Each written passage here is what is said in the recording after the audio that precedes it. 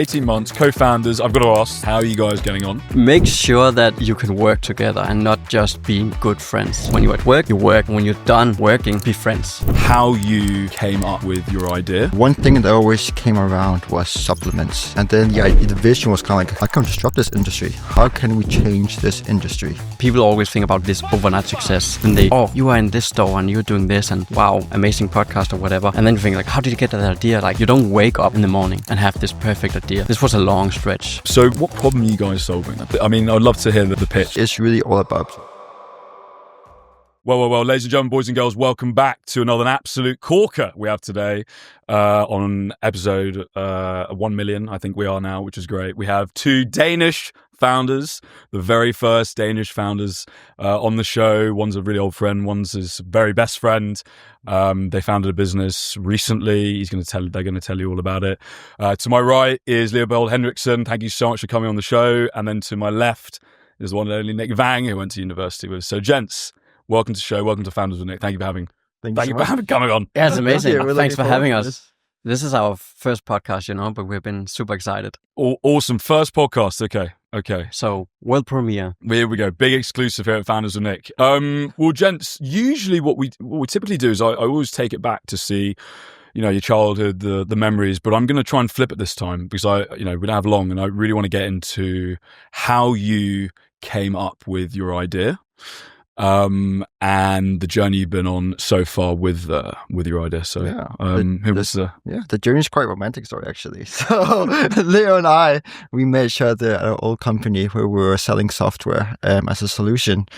We were there for 6 years working together, and we became best friends. We live in the same building, so we were together quite a lot.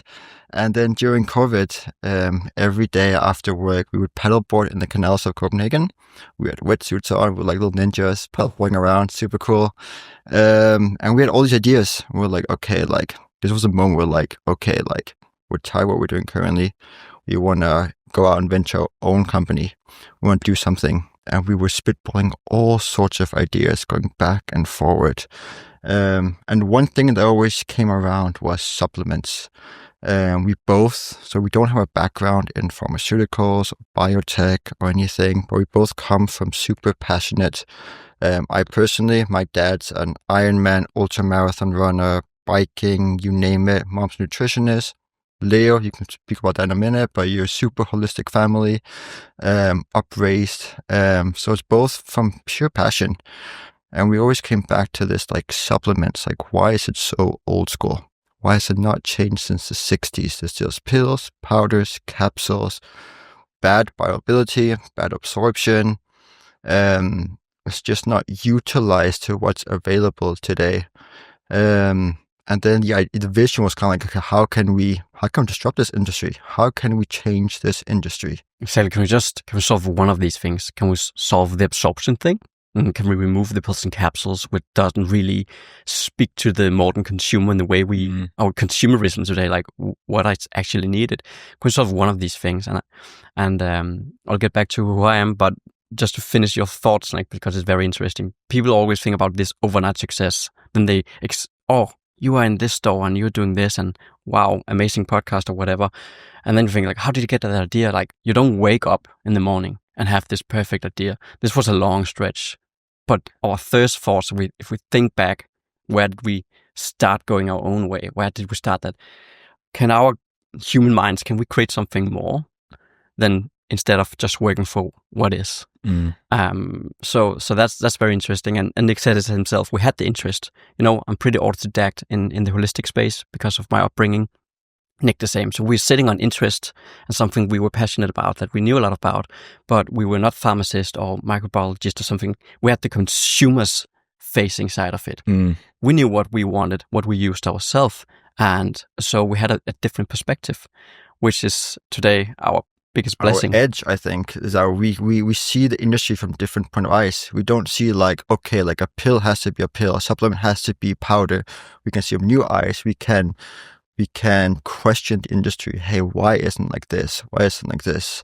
And that's really the edge we have and how we come so far. I mean, really interesting that. So what were so people listening now who, we got a lot of people on the show that are founder curious. We got a lot of listeners who are founder curious. There were people there with their best mate now listening who are probably month 2 of drawing the 9th worst idea in the world. What was some of the ideas previous that you guys had that SUPPLME that you thought, no, yes, maybe? And how did you execute that? Were you in a room together with a whiteboard yelling at each other, or what were you walking or paddleboarding on the Copenhagen canals? I think as when you first find your founder and you come with idea, I think what me and Leo did so well was we had a mate in Copenhagen that had a company, and we were like, hey, can we borrow your office space 3 times a week at nighttime when you don't use it? And weekends. And weekends. And then we told Leo, let's meet minimum 3 times a week. Okay. At this time frame. After work, even if we have nothing to do, we still met and we brainstormed or we talked about on something. And suddenly, you send 1 email out, you send 2 emails out, you get a reply, and then the ball just kind of started rolling. But just meeting 3 times a week in those 4-hour time frame and doing that constantly was kind of like what started SUPPLME as a foundation. I think that's super, super important when you find your co-founder. Nothing is laid out for you. You have to create everything yourself. You have to create the opportunities, the work, the vision. Like it's a long stretch. You have to know that there's nothing as overnight success. It's persistence. You never quit. You work hard, believe in yourself, because you'll get all the resistance against you in the world. That's just because you're trying to create something new. And it's always, I also love asking this one as well, is that, so you had software sales, both of you, got on really well, clicked. Did you go up to your boss that day and say, look, Kevin, we've had enough. Yeah. We're leaving. So listen, we started doing all these things. So we also start traveling the world, meeting with industry experts and people who knew more than us and people who do similar stuff and very different things that just knew about the consumer space and what people wanted. So it was not just based on, I think this is how it works. And we met with people and traveled the world, different places in Europe, Netherlands, Germany, UK, in the UK as well, Switzerland, Poland, Cuba. Switzerland. So we went around, but we still had our existing job. So when you do innovative supplements, we're gonna pitch it in a moment, I guess. Then there's a long research phase where you have to get the puzzle right, because it's not like a software you can make an MVP and start getting your first customers. You need to do everything and test it and analyze it and get the approvals before we can do any sales. So you double down. Wow. So in this time that took a year, we still had our full-time job. 9 to 5, from 5 to 11, 12 in the evening. The weekends we loved the weekends because then we could start working on SUPPLME with a fresh mind because we could start early. So there was this long grind where we just bootstrap it. We needed the money from another job. We were had a full-time job and worked SUPPLME late at nights. Funding SUPPLME. It's kind of, we bootstrapped it SUPPLME because we had rent and we had a life and we had expenses and bills to pay. That's really, and there was a moment when we actually, so when we started SUPPLME, and when we kind of found out, okay, what is we want to do? We want to create innovative science-backed supplements, surely for endurance sports. And we'll come to our technology in a short bit. But we then applied for innovation grant in Denmark, where we got £50,000 from the government. Soft money. Thank you. And that's kind of what bootstrapped SUPPLME. We got this cash in and we're like, okay, now we got some cash. Now we can build the product. We can buy inventory. We can go out and get our first clients.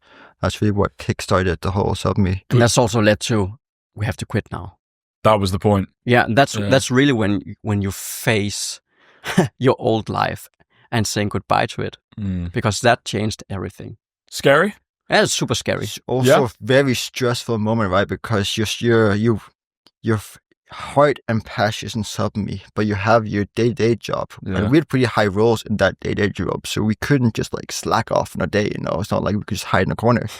And like then, doing a Silicon Valley like big head thing. And you were super stressed because you were not really exceeding in your day-to-day job because, of course, all your passion heart was SUPPLME, but you also didn't have enough time to achieve what you wanted to SUPPLME. So you're kind of like failing in both places. Yeah. It was super stressful. But to find us out there, get out of the door as soon as possible. Don't stretch it out. I mean, in the end, when I was typing in my work email, I started typing in SUPPLME instead of the old place at work. Fantastic. Like okay, I have to get out of here. Well, gents, I think question as well, which would be, I think the listeners love to hear. So you have no subject matter knowledge in this space. You're not deep industry experts, right? You have an interest, sure, but yet you don't have that I don't know, heritage. So what problem are you guys solving then? So what I mean, I'd love to hear the pitch. So SUPPLME is really all about absorption. That's really our tagline.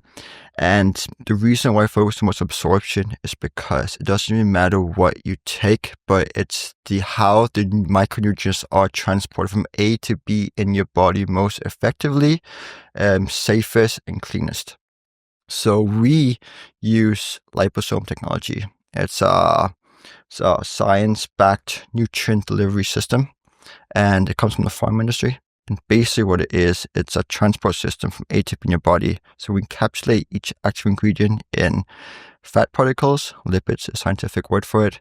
And what this does is enables them to safely pass through your stomach acid, your large intestines, safely out in your blood system. And that's where it's safely affected and targeted towards in the body.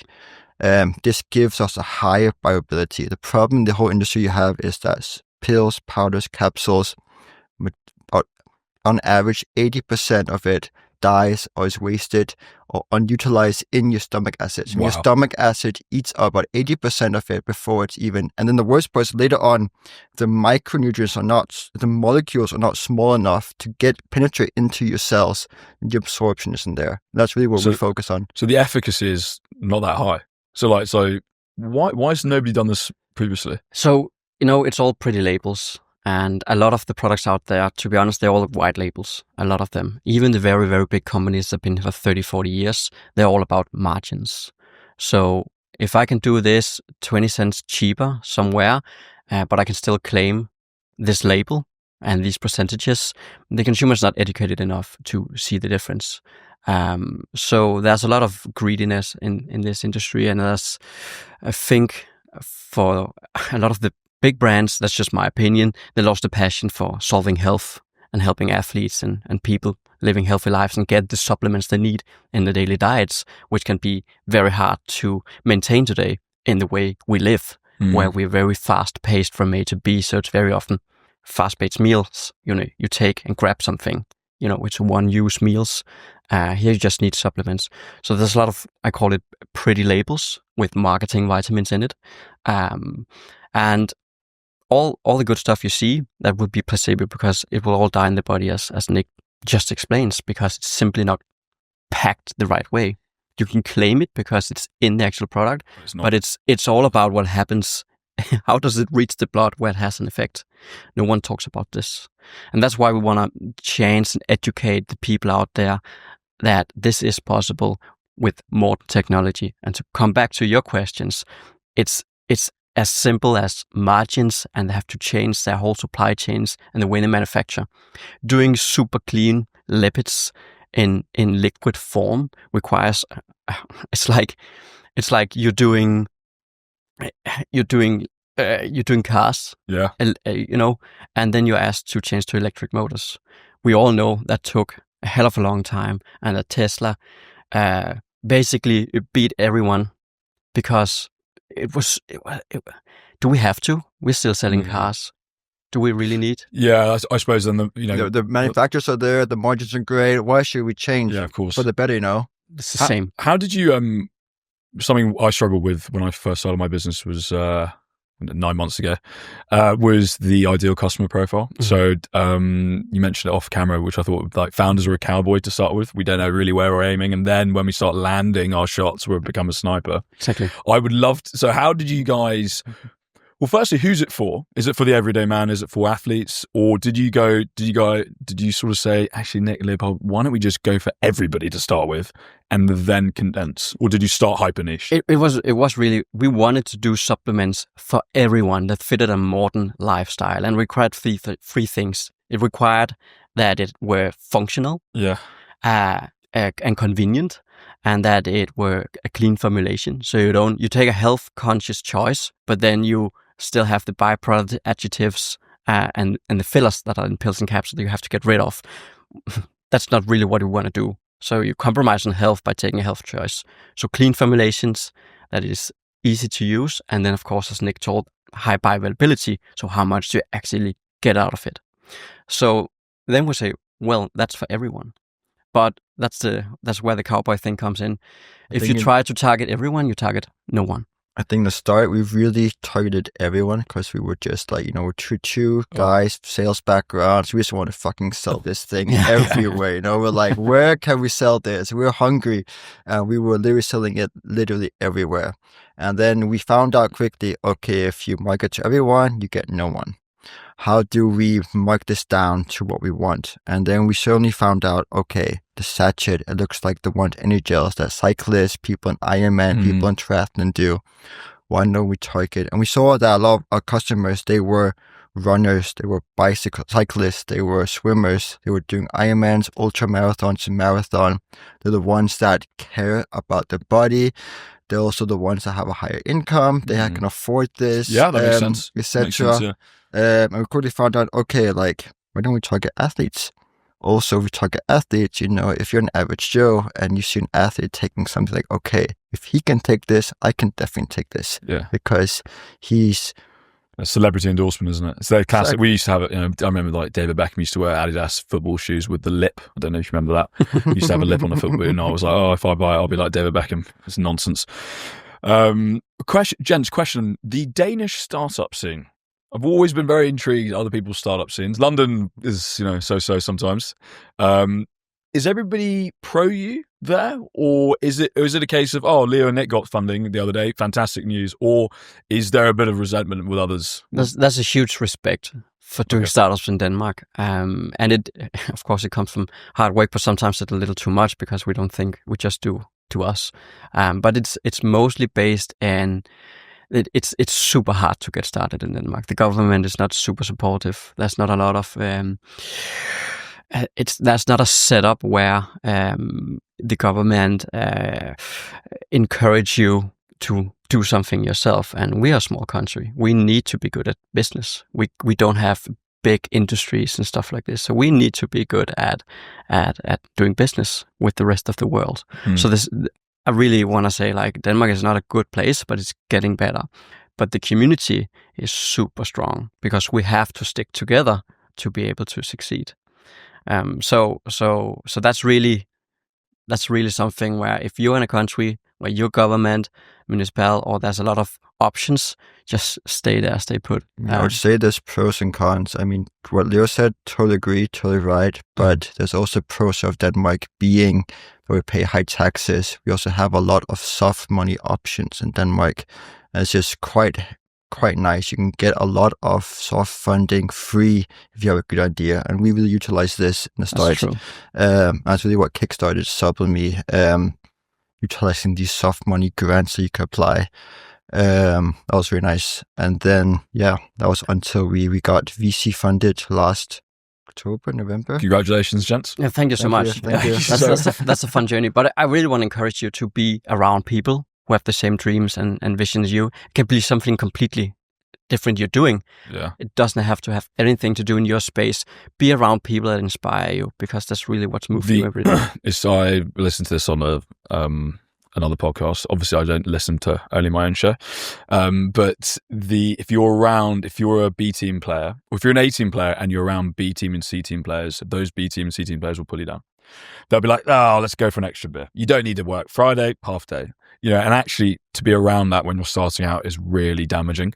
And you need to be around people that bring you up, want you to win. And I think just being in those like incubators and those zones is honestly night and day difference. I've had both, and it's really difficult. And do you want to see other people win, right? I don't know. Exactly. That's at least I do. 100%. I never like look at anybody else go, glad they went bust.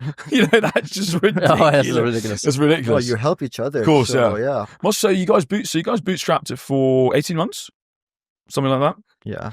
Around that. Yeah. 18 months, co-founders. I've got to ask the big money question. How are you guys getting on?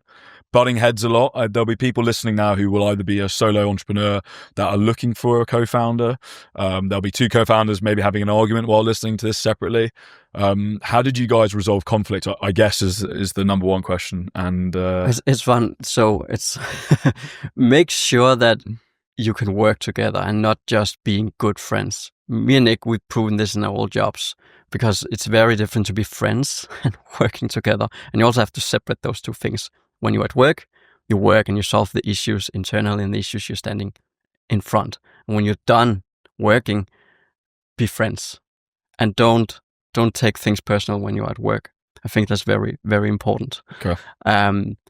If you have a good idea, I think solo founding is very difficult. So if you can find someone that shares your dream and vision, use some time on that, because that's also meeting in every day and having someone sits next to you also motivates you to succeed, because we're kind of responsible for each other. We have respect for each other and want to succeed. And that's also a big motivator, and it's super fun to have someone else, right? Have you never nearly broken up? Not even close, but I think we're doing something great. We have we call it clearance meetings twice a year, where we just can speak our mind, everything that builds up, everything that's Of course building tension up, and you may be in differentiations about subjects and where you want to go. So we just have these 2 times a year where we just listen to each other, everything you have to say, what you want to do, what you think about X, Y, Z. And you just listen. It's not a conversation where Nick then, okay, this is what I think about what you said. You just listen to your counterpart.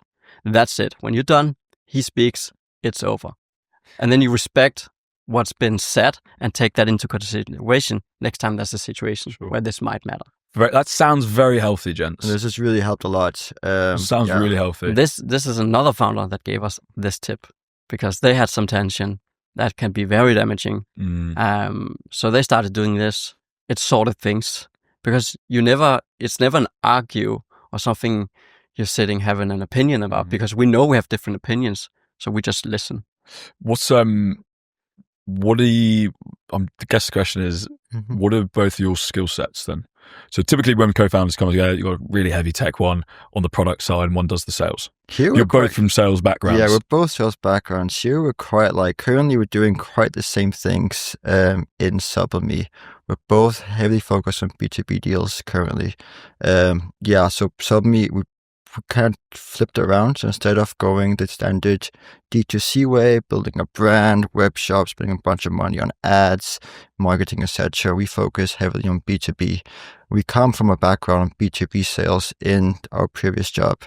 And that's really where our strength lies. I also think that's where we kind of found SUPPLME. I think we understand the bigger deals and how you negotiate and how you land these things and also approach it and the different phases, because there's a phase where you open up network, and then there's like the first meetings where you have to make an impact, and then there's all the implementation and hard work of closing that deal, and then when it's closed, how do we succeed? How do we make sure this customer stays with us and comes back? And just it piles up with a lot of work. And in the beginning, don't hire a lot of salespeople or stuff like that, even if you get a lot of funding, because we did that. Yeah, there's no one that knows your company better than you. So for as long as possible, until you stay with the sales, stay with your customers, be close to the problems, be close to what you're solving. Yeah, no, I think it makes total sense. We did. I don't know if you guys did the same. We went totally overboard in the first 6 months. I was like, let's hire loads of people. Woohoo! And I was like, what am I doing? And it was a nightmare. But I just wanted to pick up on the point previously. I love the fact that you guys are just both good at sales. You just double down. You think, fuck this. Like, I'm just going to do this. We're both going to do the selling. 2 boosters on this rocket, right? Exactly. And it's quite nice. Usually, I don't know. I have a vision in my head that one of you would be like, all right, who wants to do the product? And you're like, Yeah, I think we got a lot of like pushback on like having similar skills, but we also like have different aspects of the same. You're really good at opening the network, and maybe a bit better of following it up and ending that sales cycle, kind of, so to speak, right? Yeah. And then Nick is better at marketing, and someone has to do it than I am. I'm maybe a little bit better of the procurement part. So we still part ways. Still but have each our edge on the company. And it's just you two at the moment, gents. We have an intern, and we're hiring our first part-time on Monday. Yeah, so that's pretty cool. Here we go. He's gonna penetrate the running clubs in Copenhagen, as well as social media. Yeah. So I've got visions of him signing up to every single running club in Copenhagen, just handing out supplements. It's so true. That's basically what we do. Like, you're not far away. But it just comes back super fit. Like, where you've lost 10 kg? No, but he's already quite fit. He's already like a quite respectable runner in Denmark. He's doing half marathon in 1:20. Super fit. He's doing Ironman's triathlon. Behave. That's ridiculous. He has his own small running club where he has like a turbo squad. He does it. So every Tuesday and Sunday, they run like half a marathon and like 10 kilometers. What a hire. That's a great... Who came up with that? He came to us, actually. It's just sick. You know, these people are the one who buy our product. That's pretty cool. Yeah. And we only want to work with people who love our product. And that also goes for our B2B clients and everyone we do collaborations with. Thank you. And you're not far off when we were laughing before, because we found out that a boring ad on Meta or whatever, you can't in 2 seconds grasp what we're doing, and we look so different. So the way we found out is the best way of building brand and getting customers in, and also our network, is being out there with the community.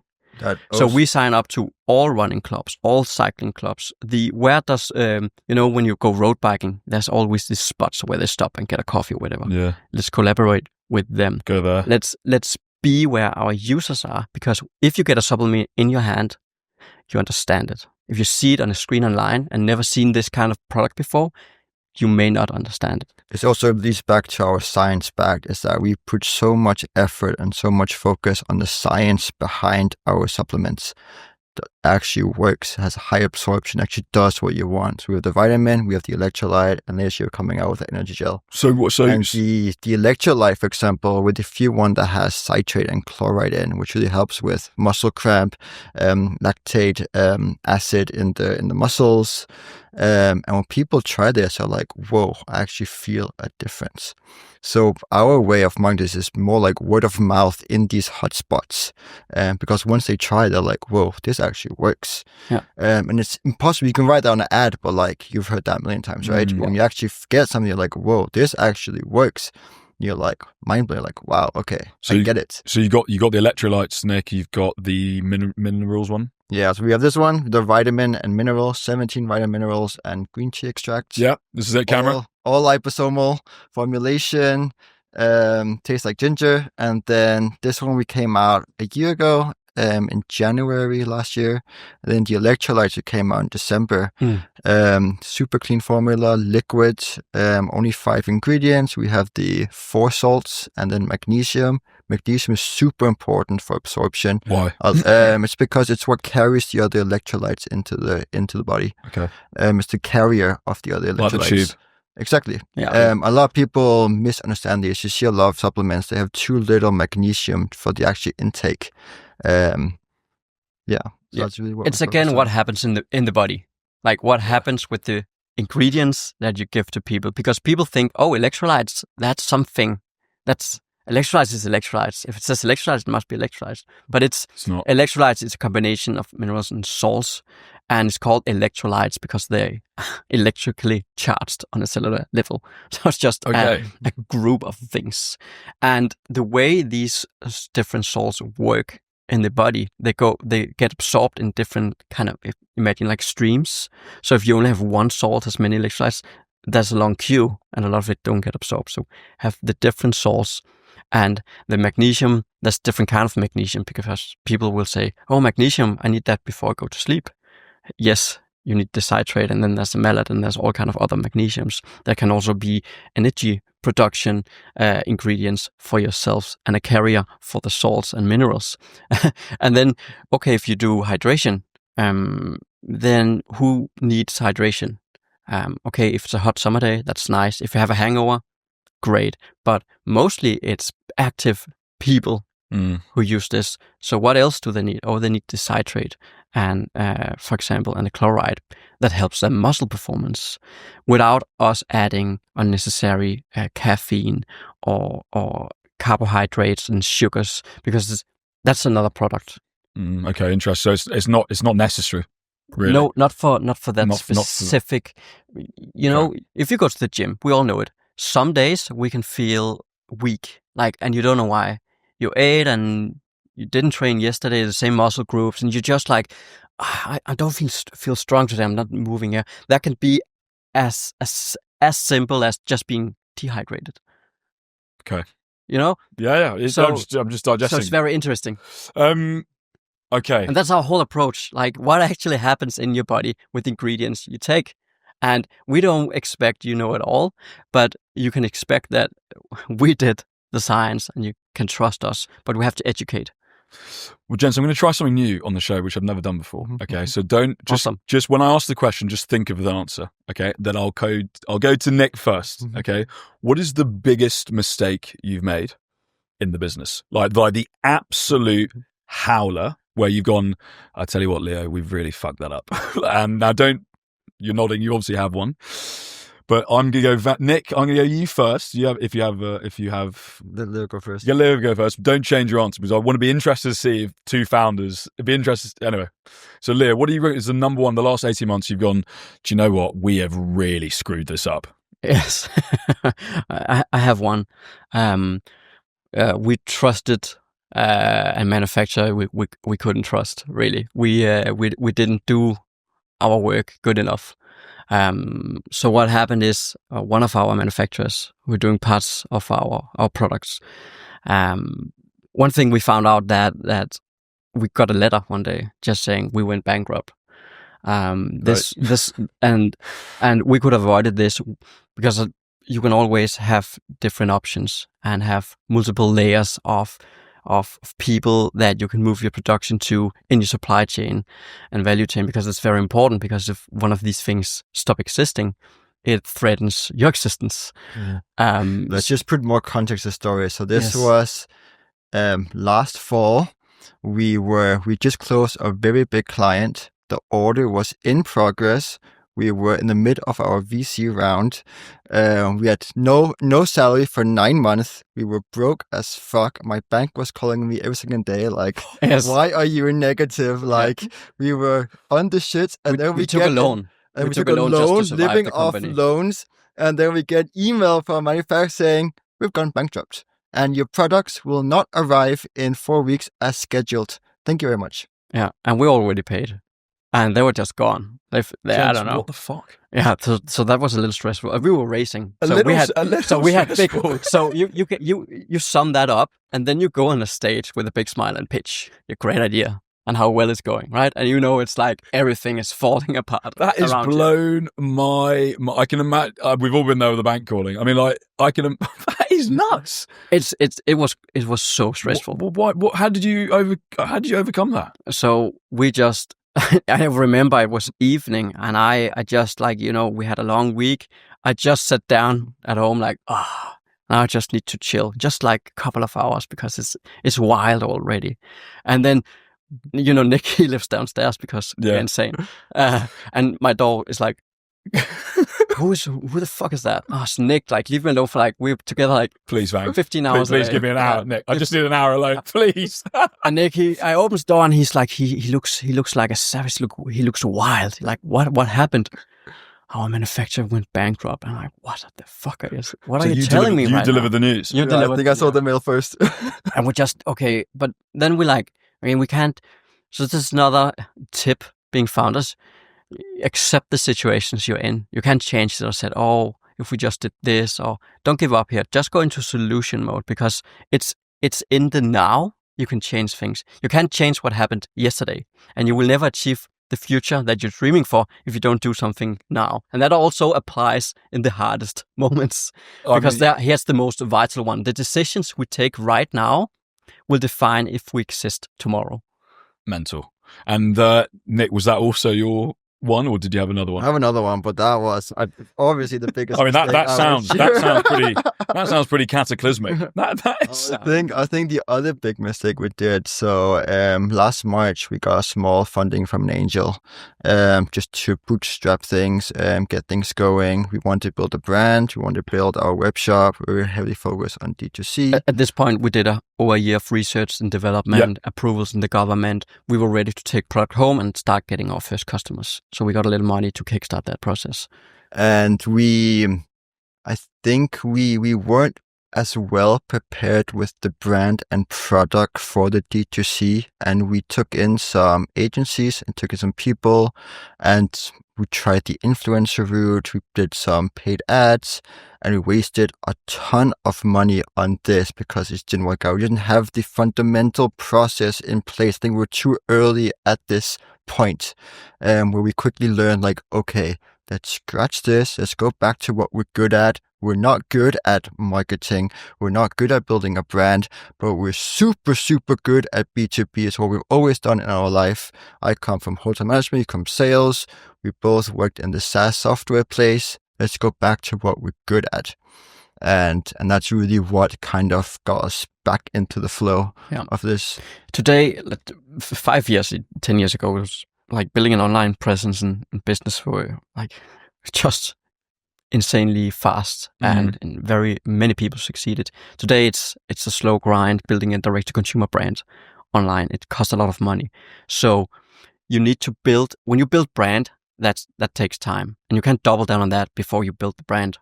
So you need to figure out how do we fund the company? How do we get cash flow? How do we get revenue? You can do all kind of amazing things, but if you have no sales, doesn't matter. Yeah, you're screwed. It comes down to it, you need to do sales.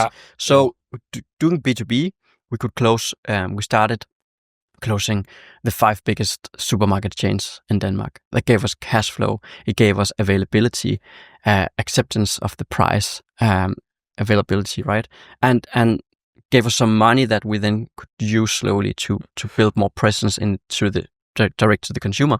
Then we got into the pharmacies. Again, B2B, expanding our presence, giving us positive cash flow so we can start building brand, So that's the way we build it up, and added bigger and bigger customers, and also finding out what worked for us. You can reduce the expenses quite a lot and do B2B because you're not spending money on marketing, influence, ads, all these kind of things. You can really lower your expenses with just a lean team, me and Leo. So really lower your expenses. And I think it's super important. Really look at your cash flow when you're a founder. Look what makes sense. Don't look at what other people are doing. Often you copy this brand is super cool. Let's do this. Let's do what they're doing. But you're just waiting. Okay, this brand's been live for 15 years. Yeah. Like, it's not overnight success, So I totally get it. I was guilty of that as well. I would look to other agencies. I was like, oh, they're doing that. Maybe I sponsor an event. I'm like, what the fuck am I doing? Yeah. This is ridiculous. It's like, my business is, I have no brand equity. And when you're building, you need to build that brand equity to start with. I want to talk about landing your first big client. There's people listening to now who will be going through the trenches. They'll be making some cold calls. What was it? Tell me through the process. What was that? What was that like? Did you have that name in your head to start with? Did you and Leo go? It's back to the cowboy analogy here. We were just like, okay, let's as you say in Danish, you shoot small birds with cannonballs. What's the Danish word? What's the Danish expression? That is du skyder gråspurve med kanoner.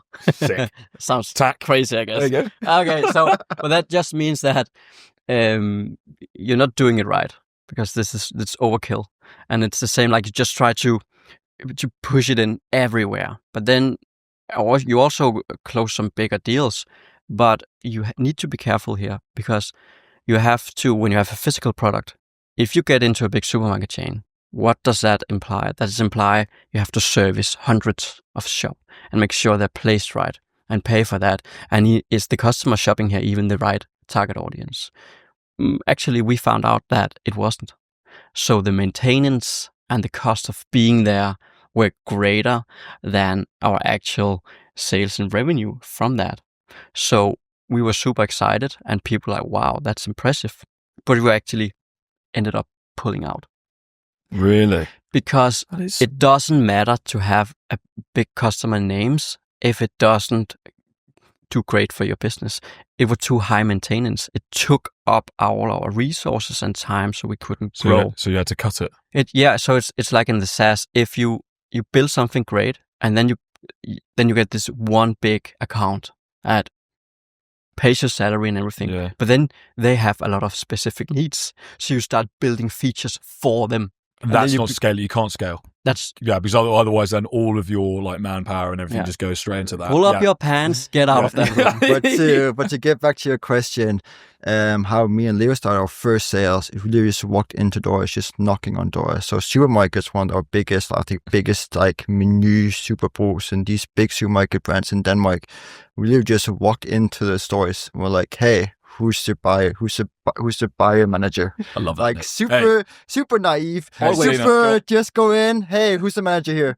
Oh, people are so confused. There's this guy in the back door. You go in the back door, go 2 flights up, and it's a little office. And then just walked in. We just walked in. We're like, hey, like, are you Ben? Yeah, I'm Ben. Hi, I'm Nick. I come from SUPPLME.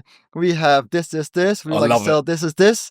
They're like, oh, it sounds really cool. And that's how we basically started, just knocking on doors. Yeah. And we've done this throughout all we landed the biggest fitness chain in Denmark. And we also just called them up, pitched the idea. That's a fun story, Nick. So tell that. So I'll tell. So right now we're in talks with a large international cafe chain.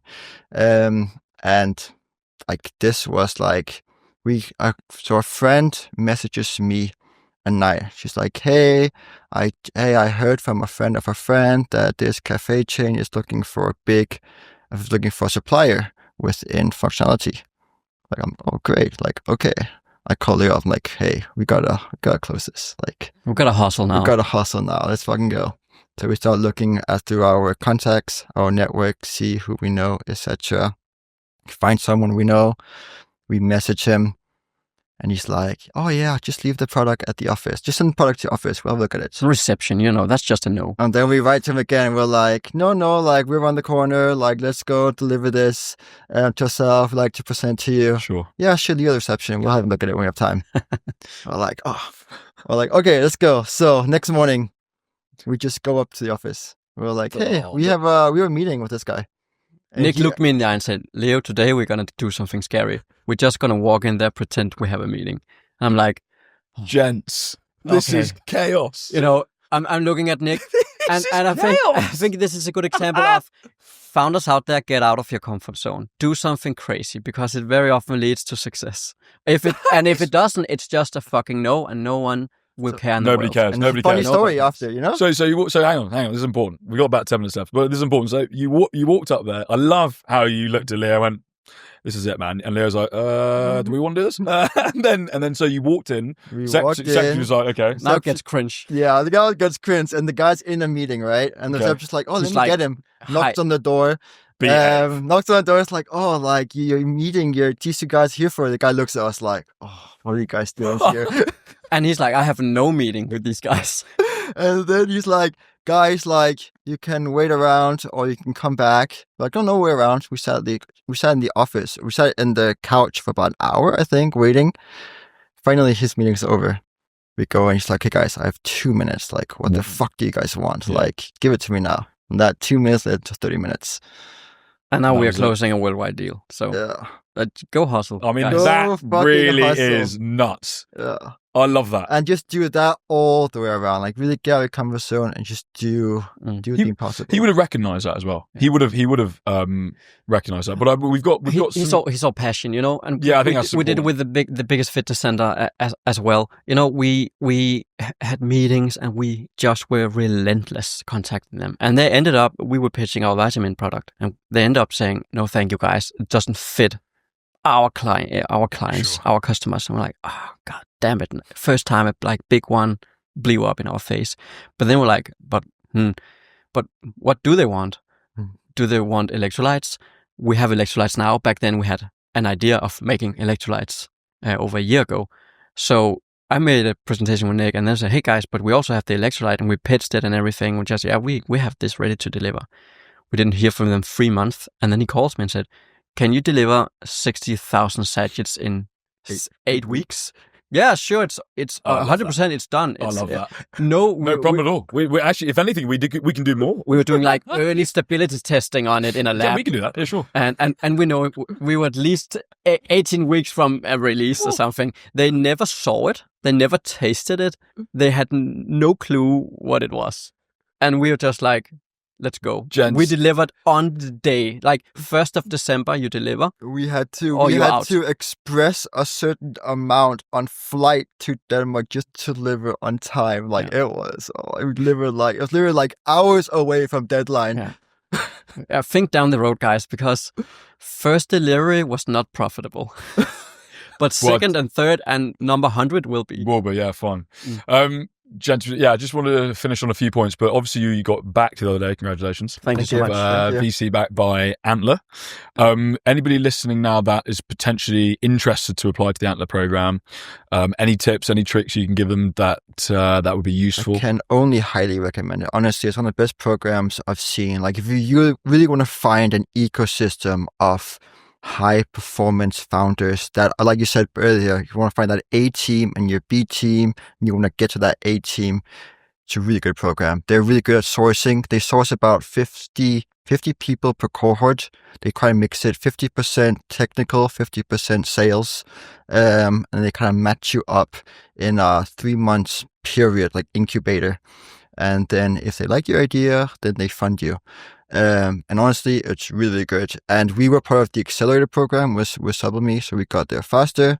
And honestly, I can only speak highly about it. The mentors, the network we've got from it, it's been really, really good. We went into there saying, we already have a team and we're already doing all these things. I thought I was good at pitching. I wasn't. I learned so much about pitching and the whole world of, because you have to figure out, do you want to go VC angel way? That's an art in itself. Or do you have something where you can just go out there selling, you're profitable, go that way. Maybe you need funding later on. But you can learn so much, as Nick says. But be smart about it. You know, all these online applications, you can get lost, even if you're... Yeah, that's good advice. Because they cannot feel who you are and they invest in people in an online stream. So find some of these guys on LinkedIn, connect with them, just reach out and say, hey, can we take a talk? I think that's a shortcut. Sorry, Antler. Just on a fine point, we had Ross Neal on the show, who's an ex-professional rugby player. And Leo, to your point about you thought you were good at pitching, Ross Neal's 6'5". He's 120 kilos. He's enormous. When he went to go from the academy to Premiership rugby, or no, I think it was from school rugby to the academy. You know, I said to him, was it a notable difference? And he goes, oh yeah. So he went to clear a ruck, like there's people on, you know what a ruck is, right?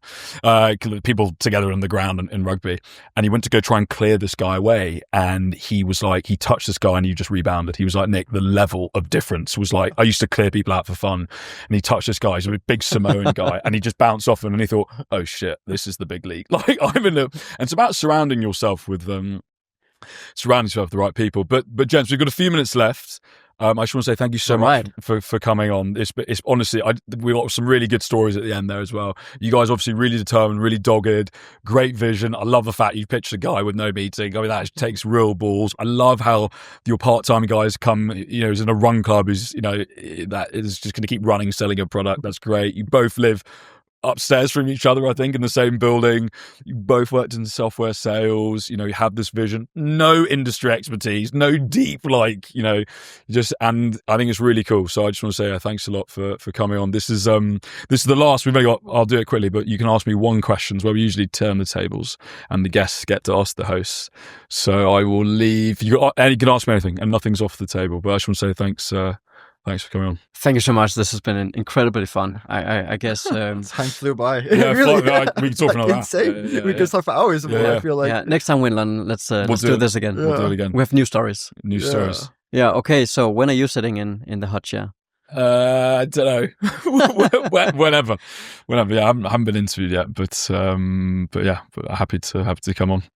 What's your biggest take from all these founders so you speak with a lot of different founders in all different fields? What's the biggest take you come from? Like, what's the one thing everyone shares? One thing that like you can see that makes sense for being a founder? Really great question. I would say determination and not wallowing on your mistakes. Once you start wallowing on your mistakes, thinking, oh, do you know what? that was really bad. Oh fuck, that's when you're in trouble. Determination is obviously a big podcast answer, but also being a bit authentic with yourself. I mean, I do wake up some days and I really struggle, and I hear people also. We didn't actually mention it on the podcast, but I also hear people go, Nick, you know what? I run an agency. I run this. I wake up some days and it's tough. And recognizing that, I think just knowing who you are. They always say the first business of any founder, it's never about the business, it's who you become on that journey to then build the business. Because I think anybody can build a business for 2 years and make $1 million. But you need to be hyper lasered, hyper focused. 100%. Are you looking for a co-founder? Now that you're speaking with so many founders, I'm sure you have like solo founders and co-founders as well. Like, what's your view as being a solo founder yourself? What's your view on your own business? It's a good question. I've only got 30 seconds left, but it was a good question. I mean, I don't mind. I can happily be. I don't know yet, to be honest, Nick. If somebody came along, sure. But at the moment, I'm winning. I'm loving it. I like sharing things with people. So, difficult to find, without sounding arrogant, difficult to find another person like yourself. I mean, it's. Otherwise everybody would start businesses. Yeah. On that note, don't do anything just to do it. Yeah. Wait for the right time. Exactly. But Jens, thank you so much again. Thank you so much. It's been a pleasure. I hope you had a good Amazing. one.